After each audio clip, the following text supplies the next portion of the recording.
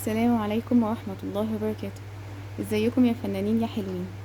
النهاردة هنعمل في الفيديو طريقة التعتيق لأي شكل عندنا، سواء زي دول كده معمول من عجينة السيراميك دوت بالطريقة العادية في قالب سيليكون، ودوت معمول بمسدس الشمع.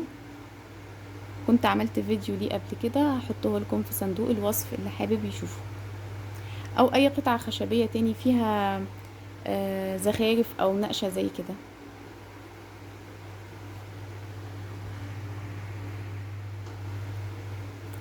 هنبتدي الطريقة الأولى من التعتيق، هي اسمها دراي براشنج، وسميناها كده ليه؟ لأن احنا بنستخدم فيها الفرشة وهي ناشفة، ما بنبلهاش، ويفضل ان هي تكون الفرشة المدورة اللي زي دي. انا استخدمت اللون دوت كموني شوية كده وغمقته ببني. هنشوف ازاي دلوقتي هعمله عشان نعتق القطعة اللي معانا.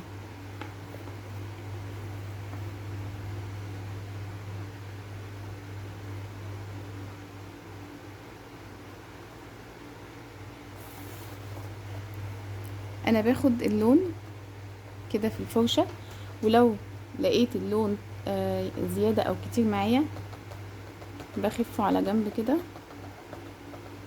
لان انا مش عايزاه يبقى يعني مغرق الفرشة جامد، عشان يدوب احنا بندي تاتشات للقطعة اللي احنا هنعتقها. وهبدأ امشي عليها كده خفيف،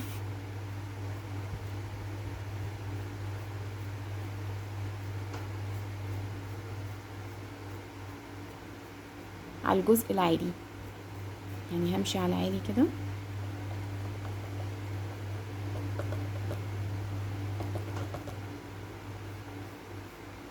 كده بصوا شايفين بدأت تاخد اللون ازاي؟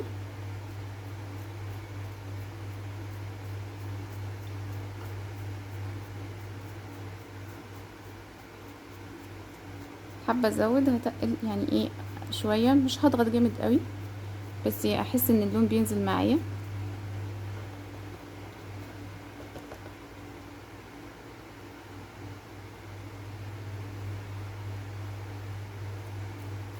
كده اهو.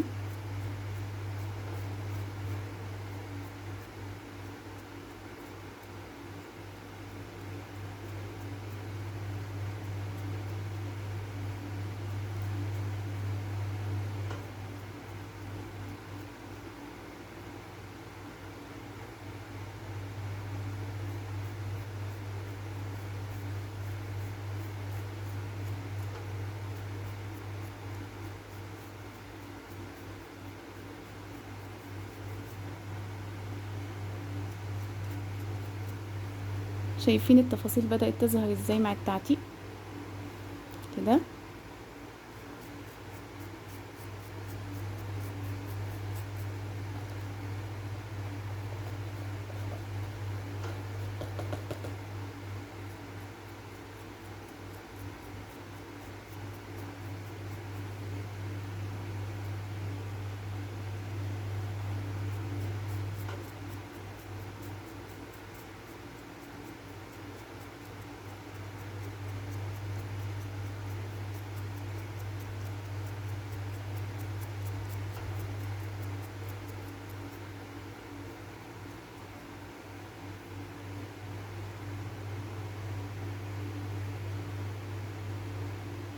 التعتيق بيخلي يعني بيدي للشكل اللي معانا قيمة وشكل حلو جدا، بدل ما كانت هي ابيض خالص اهي.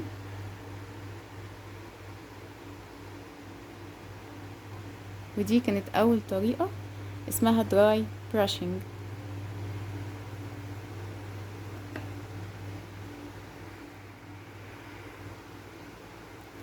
هنيجي لتاني طريقة في التعتيق اسمها color washing. دي هنحتاج فيها ايه؟ هنحتاج فيها اللون اللي احنا هنعمل بيه التعتيق، وفرشة ناعمة، وقماشة قطن نضيفة.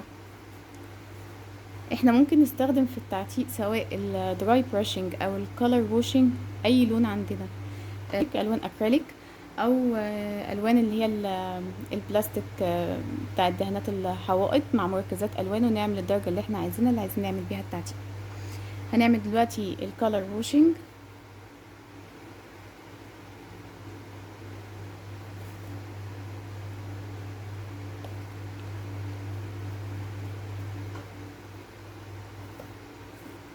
الكالر ووشنج احنا هيبقى عندنا اللون وهنخففه شويه بالميه، بس مش هنخليه سايب خالص عشان يمسك معانا في الحتت الاجزاء اللي هي اللي داخله لجوه ديت، ويبين شكل التعتيق. هنبدأ ندهن القطعة كلها كده،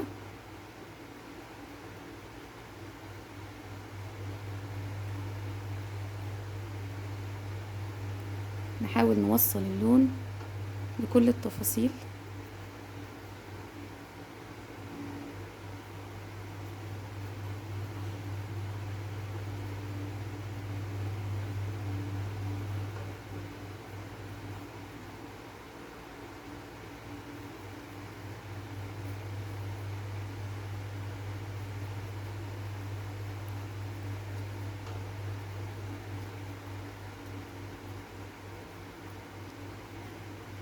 واحنا قلنا عليه color washing لان احنا بعد ما بنعمل اللون كله على القطعة كده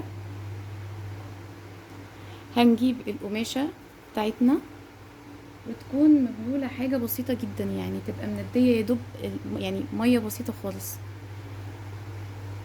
وهنبدأ نمسح القطعة بتاعتنا كده. شايفين؟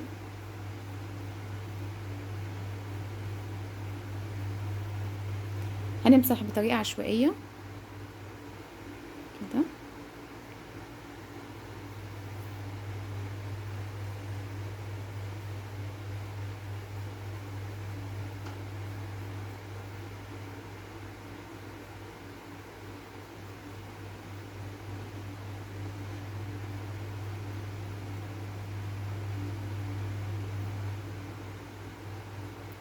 هنخفف لحد ما احنا نوصل للنتيجة اللي احنا عايزينها وراضيين عنها في ان احنا عتقنا القطعة بتاعتنا.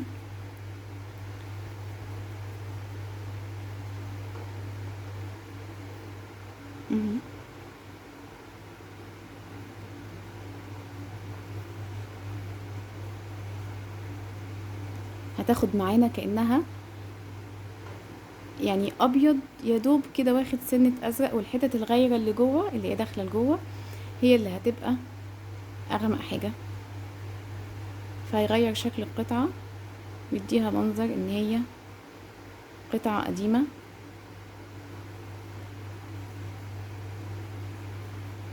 كده اهو. وبين لنا التفاصيل اكتر عن ما كانت القطعة لونها ابيض.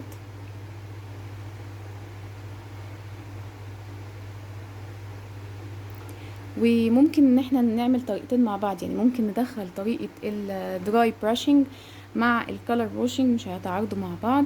يعني بعد ما دي هتنشف نقدر نمشي بفرشة ناشفة باللون اللي احنا عايزينه على الحاجات البارزة، تاخد لون تاني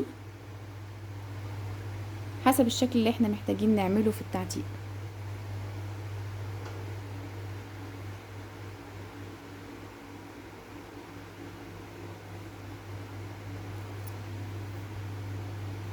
نشوف الاتنين مع بعض بقى. دي دراي براشنج ودي كولر واشنج.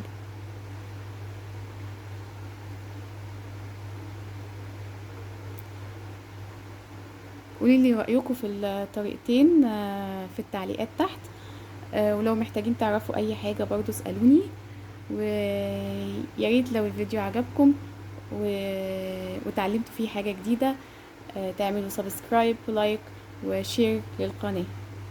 اشوفكم في فيديو جديد ان شاء الله.